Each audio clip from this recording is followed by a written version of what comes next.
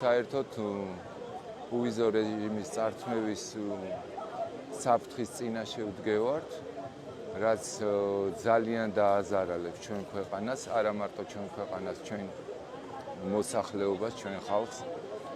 ძალიან მნიშვნელოვანია, რომ რამენაირად შევინარჩუნოთ, მაგრამ ეგრეთ წოდებული მთავრობის წარმომადგენლები ყველაფერს აკეთებენ, რომ დაუკარგოთ ეს კეთილდღეობა, რასაც ევროკავშირი ქვია და რასაც უვიზო მიმოსვლა ქვია.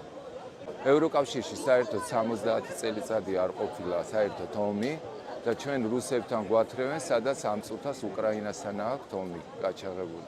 რაც შეეხება ახლა ევროკავშირზე უვიზო მიმოსვლას, სასიცოცხლოდ მნიშვნელოვანია ქართველი ხალხისთვის.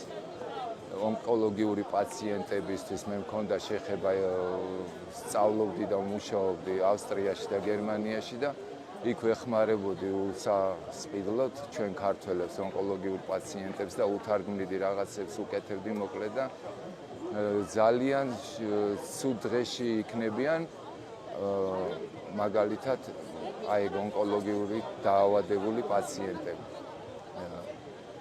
სტუდენტებიც ხო ხდებით, აი სტუდენტური გაცვლითი პროცესები რო არსებობს, შადიან